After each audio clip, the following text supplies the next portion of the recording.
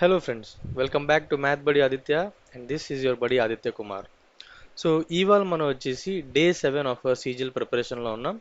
So day 7లో భాగంగా మనం ఇవాళ రూల్ నెంబర్ 4 నుంచి రూల్ నెంబర్ 6 వరకు 120 రూల్స్ ఆఫ్ గ్రామర్లో మనం రూల్ నెంబర్ 4 నుంచి రూల్ నెంబర్ 6 వరకు ఇవాళ డిస్కస్ చేస్తాం అనమాట. ఈ 3 రూల్స్ ఏవైతే ఇవాళ డిస్కస్ చేస్తామో ఇవన్నీ చాలా ఎగ్జామ్ ఓరియంటెడ్. చాలాసార్లు మీరు క్వశ్చన్స్ చూసే ఉంటారు, చూస్తారు కూడా ఇన్ ఫ్యూచర్. సో ఇవాళ క్వశ్చన్స్ లేదంటే ఇవాళ కాన్సెప్ట్స్ ఏవైతే ఉన్నాయో చాలా అంటే చాలా ఆ, బాగా మనం అర్థం చేసుకోవాల్సిన కాన్సెప్ట్స్ అన్నమాట. So before we start, please do like the video, share it your friends and subscribe to math buddy Aditya. So అది గైస్, ఇవాళ రెగ్యులర్గానే ఎప్పుడులానే పొద్దున్న లేవడం, మాక్ ఎగ్జామ్ రాసుకోవడం, దాన్ని అనలైజ్ చేయడం. అలానే ఇప్పుడు వచ్చి మన కమ్యూనిటీకి 120 రూల్స్ ఆఫ్ గ్రామర్లో రూల్ నెంబర్ 4, 5 అండ్ 6 ఇవాళ డిస్కస్ చేద్దామని ఈ సెషన్ అయితే స్టార్ట్ చేస్తున్నాం అనమాట. So let start the session.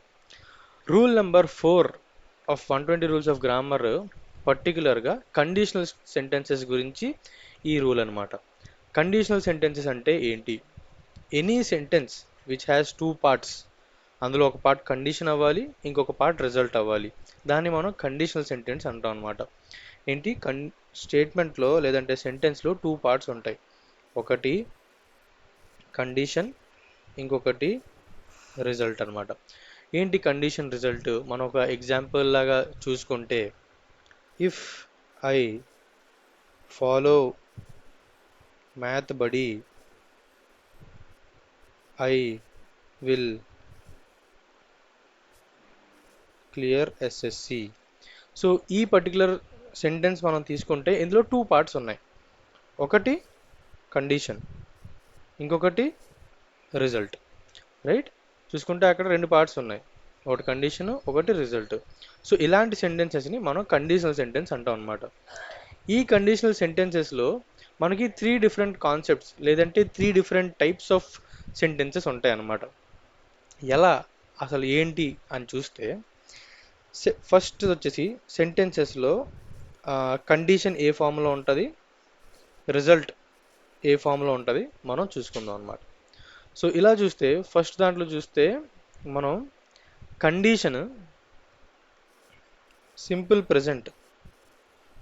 ప్రెజెంట్లో ఉండాలి. అప్పుడు రిజల్ట్లో విల్ ప్లస్ వర్బ్ వస్తుంది అనమాట. Will plus verb, will model verb plus model వచ్చి వర్బ్ వస్తుంది అనమాట. సో సింపుల్ ప్రెజెంట్ ఉండదని మనం ఎలా తెలుస్తుంది అంటే, ఇప్పుడు మనం సెంటెన్స్ చూస్తాం. ఎలా అంటే, ఇప్పుడు మనం తీసుకున్న సెంటెన్సే ఇఫ్ ఐ ఫాలో మ్యాథ్ బడి, అది సింపుల్ ప్రెజెంట్ టెన్స్లో ఉంది కదా. సింపుల్ ప్రెజెంట్ టెన్స్ ఏంటంటే ఏంటి? ఇప్పుడు నేను ఒకవేళ మ్యాథ్ బడిని ఫాలో అయితే నేను ఎగ్జామ్ క్లియర్ చేస్తాను. So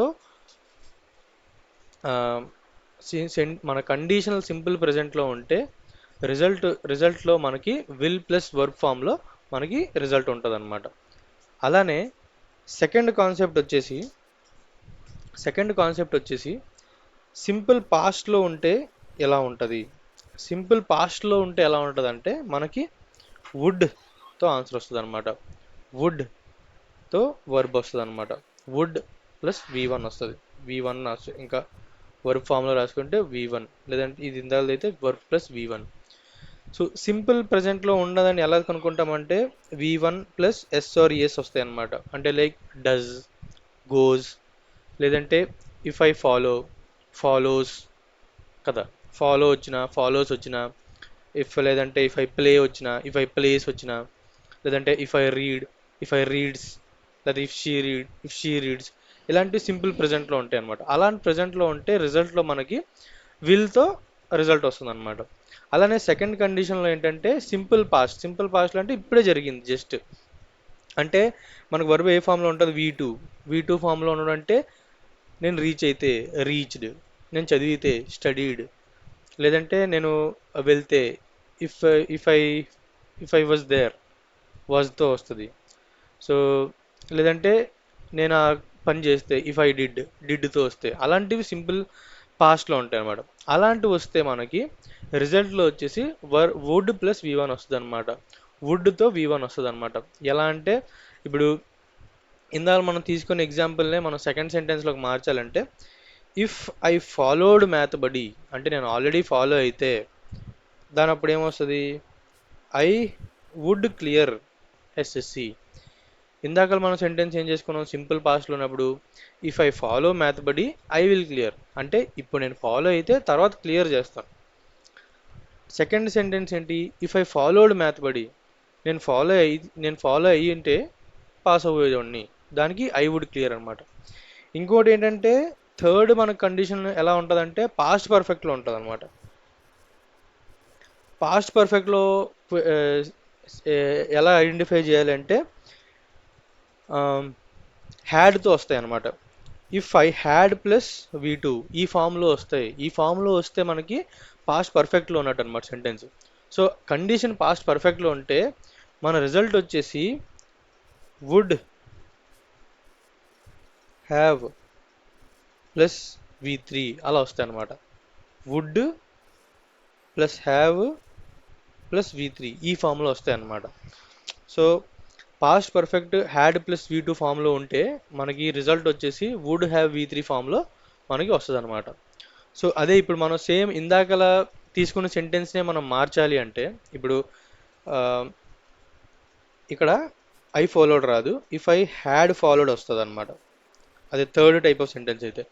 if I had followed math buddy అప్పుడు ఏమొస్తుంది? ఐ వుడ్ క్లియర్ రాదు, I would have cleared SSC. So మీరు క్లియర్గా చూసుకుంటే కండిషనల్ సెంటెన్సెస్ దీని గురించే మన రూల్ 4 ఆఫ్ గ్రామర్. ఇందులో ఏంటంటే ప్రతి సెంటెన్స్లో 2 పార్ట్స్ ఉంటాయి కండిషనల్ సెంటెన్సెస్లో. ఒకటి వచ్చేసి కండిషన్, ఇంకోటి వచ్చేసి రిజల్ట్ అనమాట. కండిషన్లో మనకు సింపుల్ పాస్ట్లో ఉంటే రిజల్ట్ మనకి విల్ ప్లస్ V1 ఫామ్లో ఉంటుంది అనమాట.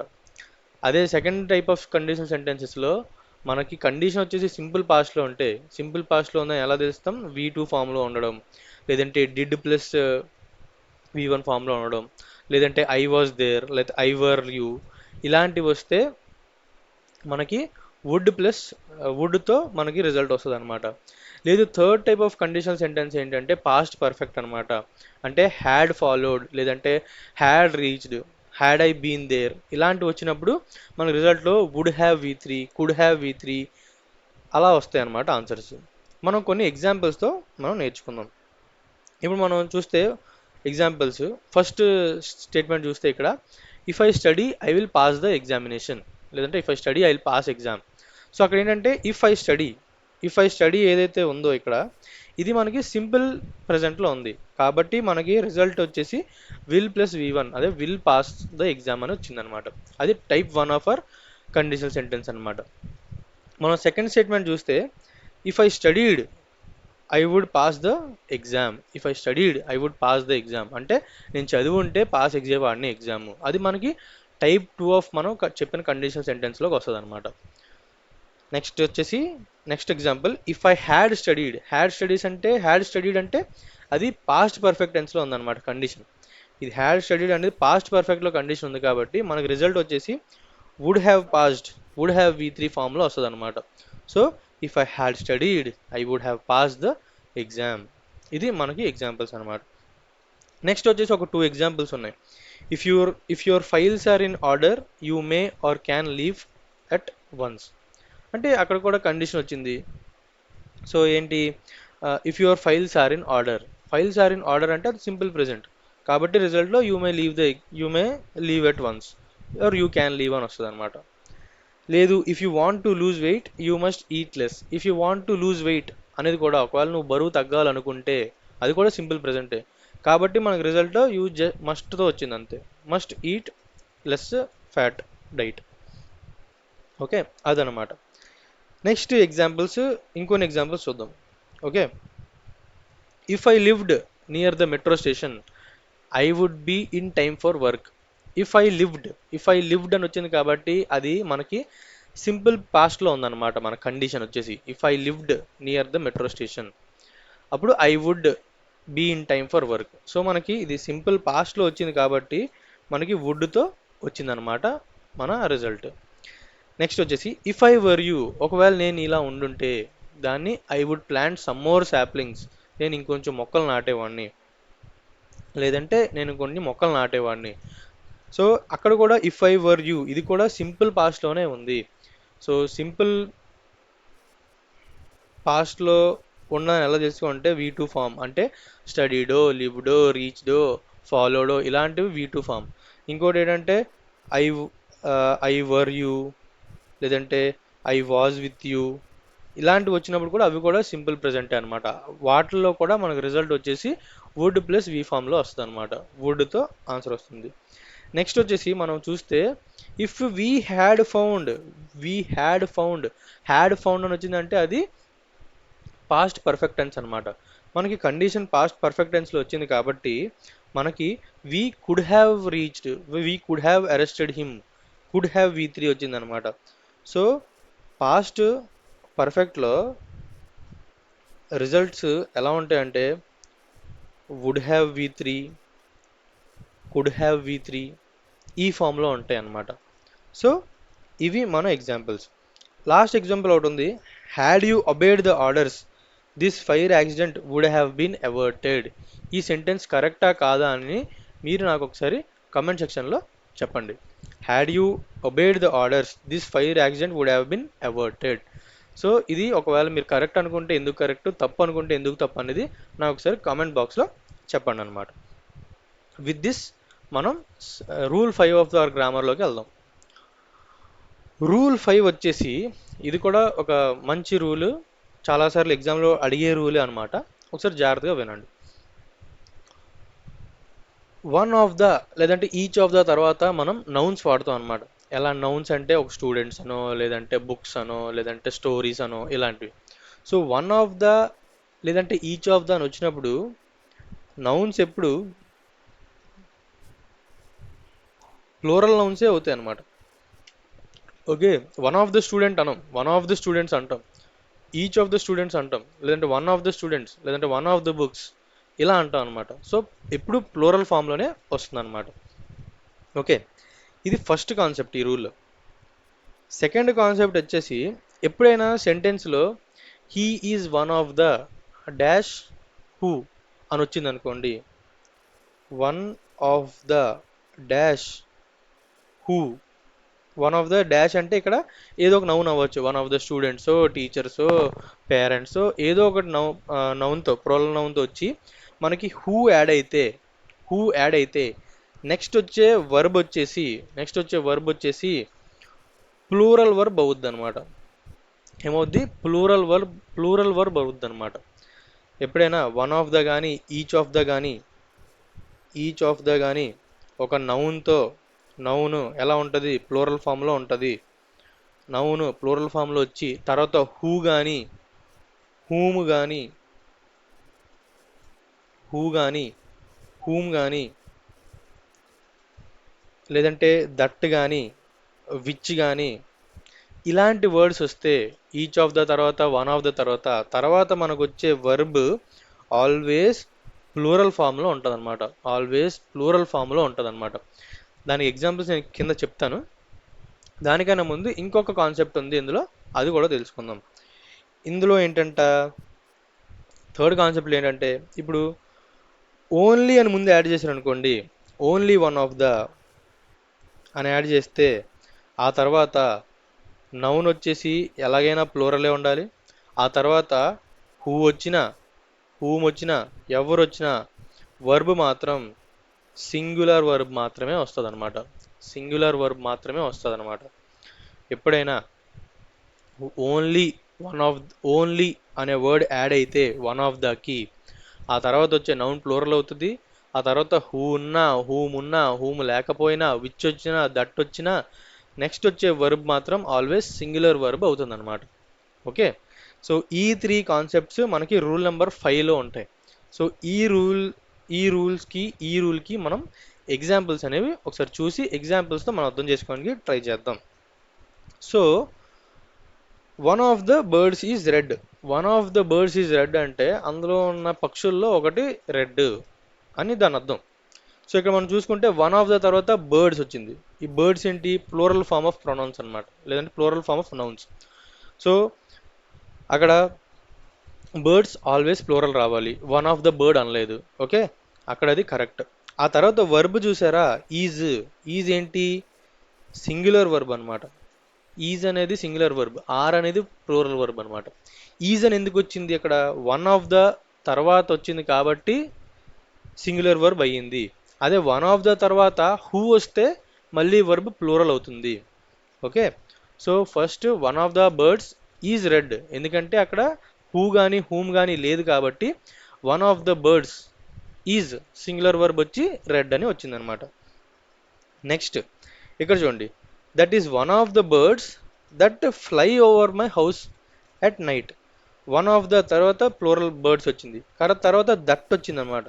ఇక్కడ దట్ వచ్చిన, విచ్ వచ్చిన, హూ వచ్చిన, హూమ్ వచ్చిన, ఇలాంటివి వచ్చినప్పుడు మనకు వచ్చే వర్బ్ ఏ ఫామ్లో ఉంటుంది? ప్లూరల్ ఫామ్లో ఉంటుంది. అందుకే ఇక్కడ మనకి వర్బ్ ఫ్లై అని ఉందన్నమాట. ఒకవేళ సింగులర్ ఫామ్ ఆఫ్ వర్బ్ ఏంటి ఫ్లైకి? ఏంటి? ఫ్లైస్ అని వస్తుంది అనమాట. ఒకవేళ ఒక పక్షి గురించే చెప్తే అక్కడ ఫ్లైస్. అక్కడ మనం కేర్ఫుల్గా స్టేట్మెంట్ అర్థం చేసుకుంటే that is one of the birds that fly over my house at night. అక్కడ ఏం చెప్పాలనుకుంటున్నారంటే ఆ పక్షి రాత్రి ఏదైతే మా ఇంటిపై నుంచి వెళ్తున్న పక్షుల్లో అందులో ఒకటి. సో అక్కడ నైట్ వెళ్ళేవి పక్షులు గుంపుగా వెళ్తాయి, అందుకు అక్కడ ప్లూరల్ ఫామ్ ఆఫ్ వర్బ్ వస్తుంది అనమాట. కానీ మనం అక్కడ చెప్తుంది మాత్రం అక్కడ వన్ ఆఫ్ ద బర్డ్ గురించి, అందుకు ముందు that is one of the అని రాశారు. ఓకే. ఆ తర్వాత నెక్స్ట్ ఎగ్జాంపుల్ అలాంటిది చూస్తే she is one of the వచ్చింది, మదర్స్ వచ్చేసి ప్లూరల్ నౌన్ వచ్చింది, ఆ తర్వాత హూ వచ్చింది అనమాట. హూ హూ వచ్చింది కాబట్టి మనకి ఏం రావాలి? ప్లూరల్ వర్బ్ రావాలి. అందుకు who are really working hard to make both ends meet. అంటే she is one of the mothers who are really working hard to make both ends meet. ఆమె కష్టపడుతునే తల్లుల్లో ఆమె ఒకరితి అని చెప్పడానికి ఈ సెంటెన్స్ అనమాట. She is one of the mothers who are really working hard అంటే కొంతమంది మదర్స్ ఉన్నారు, లేదంటే మదర్స్ ఎవరైతే ఎక్కువ కష్టపడుతున్నారు ఇంటిని వర్క్ని బ్యాలెన్స్ చేసుకోవడానికి, అందులో ఆమె ఈమె అని చెప్పడానికి she is one of the mothers who are really working hard to make both ends meet అని మనం చెప్పుకుంటాం అనమాట. ఇది సెకండ్ టైప్ ఆఫ్ మనకి సెకండ్ కాన్సెప్ట్లో అనమాట. నెక్స్ట్ వచ్చేసి చూడండి, మీరు గమ్మత్తుగా ఉంటారు. Reena is the only one of the girls who has ever been to India. అక్కడ ఇందాక నేను చెప్పినట్టు వన్ ఆఫ్ ద ముందు ఓన్లీ అనేది యాడ్ చేశారనమాట. ఓన్లీ అనేది యాడ్ చేశారు. ఓన్లీ అనేది యాడ్ చేస్తే ఏం చెప్పాను? అక్కడ హూ ఉన్నా, హూ లేకపోయినా, విచ్ ఉన్నా, దట్ ఉన్నా, ఏదున్నా మనకు వచ్చే వర్బ్ మాత్రం సింగులర్ వర్బే వస్తుందన్నమాట. సింగులర్ వర్బే వస్తుందన్నమాట. ఎప్పుడు వన్ ఆఫ్ ద ముందు ఓన్లీ ఉన్నా, ఓన్లీ ఉంటే వన్ ఆఫ్ ద ముందు, ఆ తర్వాత హూ వచ్చినా, హూమ్ వచ్చినా, దట్ వచ్చినా, విచ్ వచ్చినా, ఏమొచ్చినా కానీ వర్బ్ వచ్చేసి సింగులర్ వర్బ్ మాత్రమే వస్తుందన్నమాట. ఓకే. ఇంకొక సెంటెన్స్తో మనం ఈ రూల్ని అర్థం చేసుకుందాం. నెక్స్ట్ ఏంటి? This is the only one of the novels which is interesting అనమాట. Only one of the novels, అక్కడ మళ్ళీ ఓన్లీ యాడ్ చేశారు. దేనికి? వన్ ఆఫ్ ద నావెల్స్కి. అక్కడ విచ్ వచ్చింది. మా జనరల్గా ఏమని చెప్పాను నేను? వన్ ఆఫ్ ద వచ్చి విచ్ వస్తే మనం ప్లూరల్ వర్బ్ రాస్తాం, అంటే విచ్ ఆర్ ఇంట్రెస్టింగ్ రాయాలి. ఇదే సెంటెన్స్ని మీరు విచ్ లేకుండా రాసి నాకు కమెంట్ సెక్షన్లో చెప్పండి అనమాట. ఇదే విచ్ లేకుండా, లేదంటే సారీ ఓన్లీ లేకుండా ఈ సెంటెన్స్ని ఎలా కరెక్ట్ చేస్తారో కమెంట్ బాక్స్లో చెప్పండి అనమాట. This is the only one of the novels. Only వచ్చింది కాబట్టి మళ్ళీ వన్ ఆఫ్ ద ముందు ఓన్లీ పెట్టాం కాబట్టి విచ్ వచ్చినా, వర్ వచ్చినా, విచ్ వచ్చినా, హూ వచ్చినా, హూమ్ వచ్చినా వర్బ్ మాత్రం ఆల్వేస్ సింగులర్ వచ్చిందనమాట. సో ఈ పర్టికులర్ సెంటెన్స్ ఏదైతే ఉందో దీన్ని ఒకసారి మీరు విచ్ తీసేసి సెంటెన్స్లో, సారీ ఓన్లీని తీసేసి సెంటెన్స్లో నాకు కమెంట్ సెక్షన్లో చెప్పండి. అది రైటా రాంగ్ అనేది నేను మీకు రిప్లై చేస్తాను అనమాట. అది మనకి fifth rule guys. Sixth rule ఏంటంటే ఇది కూడా ఒక గమ్మత్తైన రూల్, మనందరూ చాలా కన్ఫ్యూజ్ అయ్యే రూల్ కూడా. ఏంటి? సింపుల్ అనుకుంటాం కానీ సింపుల్ కాదు, కొంచెం చిన్న కాన్సెప్ట్ ఉంటుంది, మనం నేర్చుకుంటే అది మనకి ఈజీ అవుతుంది అనమాట. ఇదేంటంటే నెంబర్స్ యూనిట్స్ పైన డిపెండ్ అయిన ఈ రూల్ అనమాట. ఇది నెంబర్స్ యూనిట్స్ ఏంటంటే ఇప్పుడు మనం ఏదైనా కొలవాలి అంటే, ఫర్ ఎగ్జాంపుల్ మనం షర్ట్ లెంత్ని కొలవాలి అనుకుంటే అది 10 సెంటీమీటర్స్ అంటాం. లేదంటే 42 సెంటీమీటర్స్ అంటాం. అక్కడ 42 అనేది నెంబర్, సెంటీమీటర్స్ అనేది యూనిట్ అనమాట. సో ఈ రెండింటిని రివాల్వ్ అవుతూ వచ్చేదే మనకి నెక్స్ట్ వచ్చే ఆ, దాని ఏమంటారు రూల్ అనమాట. ఓకే, దీనికి ఫస్ట్ కాన్సెప్ట్, ఇందులో కూడా ఒక 2-3 కాన్సెప్ట్లు ఉంటాయి.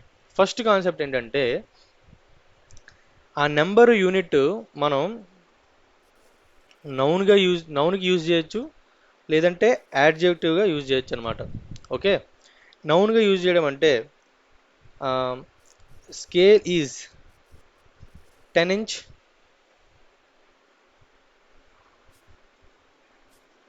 లేదంటే it is a 10 inch snake అని రాశా. ఇక్కడ స్నేక్ నౌన్ గురించి మనకు చెప్తుంది కాబట్టి అక్కడ నెంబర్ వచ్చేసి 10 ఇంచ్, ఇది గుర్తుపెట్టుకోండి. నెక్స్ట్ సెంటెన్స్ ఏంటంటే he is 100 years old. Okay, ఇక్కడ ఓల్డ్ అనేది యాడ్జెక్టివ్ అనమాట, అందుకు ఇక్కడ ఇయర్స్ రాశా. సో ఇక్కడ మీరు కేర్ఫుల్గా అబ్జర్వ్ చేస్తే యూనిట్ నౌన్ గురించి చెప్తూ ఉంటే దాన్ని సింగులర్ ఫామ్లో రాస్తాం అనమాట. అంటే inch, it is 10 inch scale, లేదంటే ఇట్ ఈస్ 10 ఇంచెస్ స్నేక్, లేదంటే ఇట్ ఈస్ 10 ఇంచ్ లాంగ్, ఇలా రాస్తాం అనమాట. Sorry, 10 inch long, 10 inches long అని వస్తుంది. అదే మనం ఓల్డ్ని యాడ్జెక్టివ్ ముందు మనం యూనిట్ పెడితే దానికి ఇయర్స్ లేదంటే ప్లూరల్ ఫామ్లో రాయాలన్నమాట. ప్లూరల్ ఫామ్లో రాయాలి. ఎలా అంటే ఇప్పుడు ఆయన 100 మనిషి అని చెప్పడానికి హీఈస్ 100 ఇయర్స్ ఓల్డ్ అని రాస్తాం. అంతేగాని అక్కడ మనం ఐఎమ్ 10 ఇయర్ ఓల్డ్ అని చెప్పకూడదు. మనం ఓల్డ్ ముందు చెప్తాం కూడా ఐఎమ్ 10 ఇయర్స్ ఓల్డ్, లేదంటే ఐఎమ్ 20 ఇయర్స్ ఓల్డ్, లేదంటే ఐఎమ్ 25 ఇయర్స్ ఓల్డ్, ఇలా చెప్పాలన్నమాట.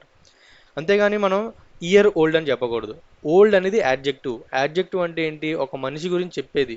ఇప్పుడు గుడ్, బెటర్, బెస్ట్, సూపర్, ఇవన్నీ యాడ్జెక్టివ్స్ అనమాట. ఒక మనిషి క్వాలిటీని తెలిపేది యాడ్జెక్టివ్.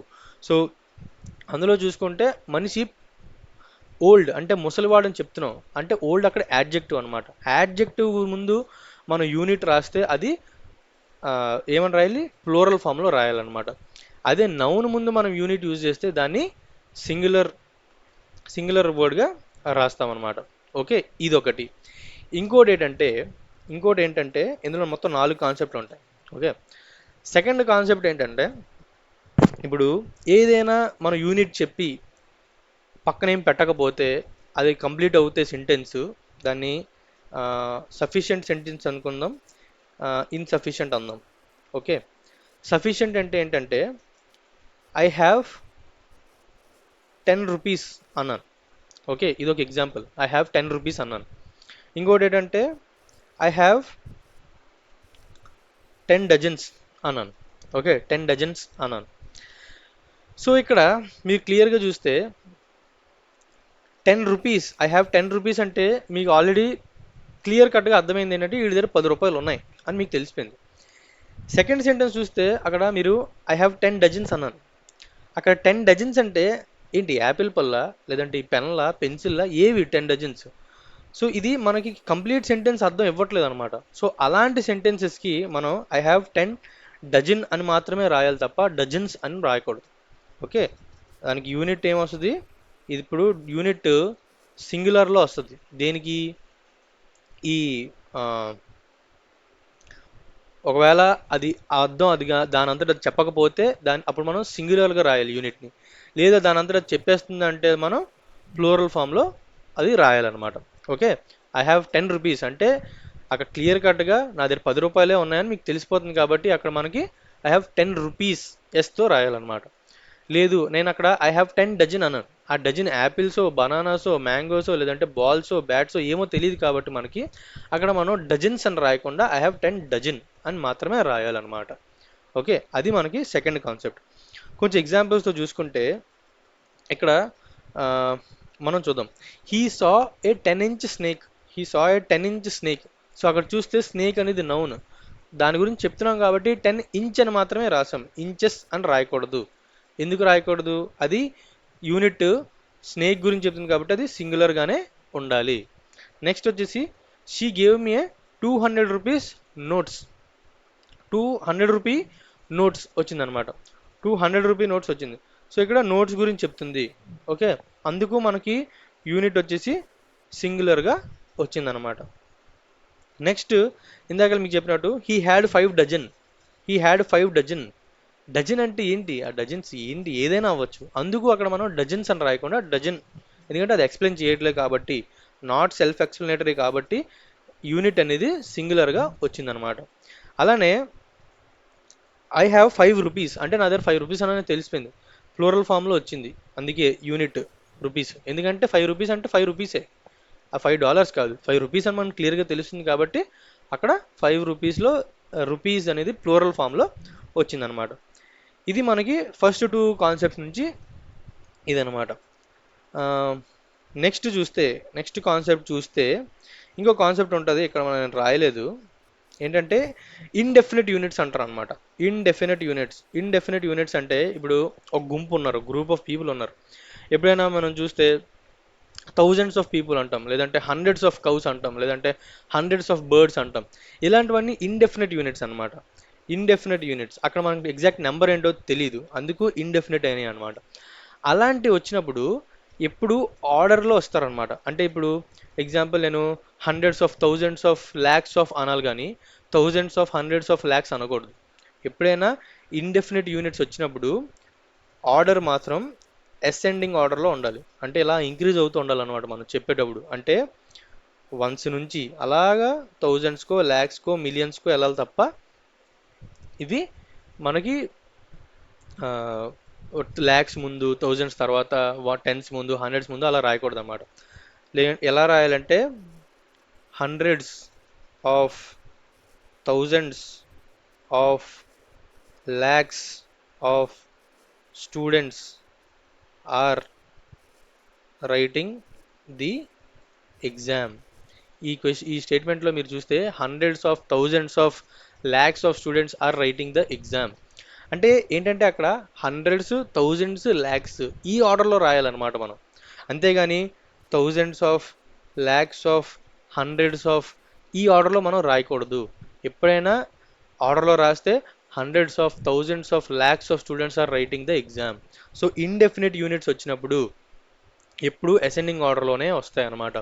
అలానే ఇంకోటి ఏంటంటే ఇండెఫినిట్ యూనిట్స్ వచ్చినప్పుడు ఎప్పుడు మనం ప్లూరల్ ఫామ్లోనే చెప్పాలి. 100 ఆఫ్ పీపుల్ అనకూడదు, హండ్రెడ్స్ ఆఫ్ పీపుల్ అనాలి. హండ్రెడ్స్ ఆఫ్, థౌజండ్స్ ఆఫ్ అనాలి, కానీ hundred of, thousand of, lakh of అనకూడదు. ఎప్పుడు ఇండెఫినిట్ యూనిట్ ప్లూరల్ ఫామ్లోనే ఆఫ్తో రావాలి. Hundreds of, thousands of, lakhs of. అలానే ఇవి సెంటెన్స్లో యూజ్ చేసేటప్పుడు అసెండింగ్ ఆర్డర్లో వెళ్ళాలి. Hundreds of, thousands of, lakhs of students are writing the exam. అది మనకి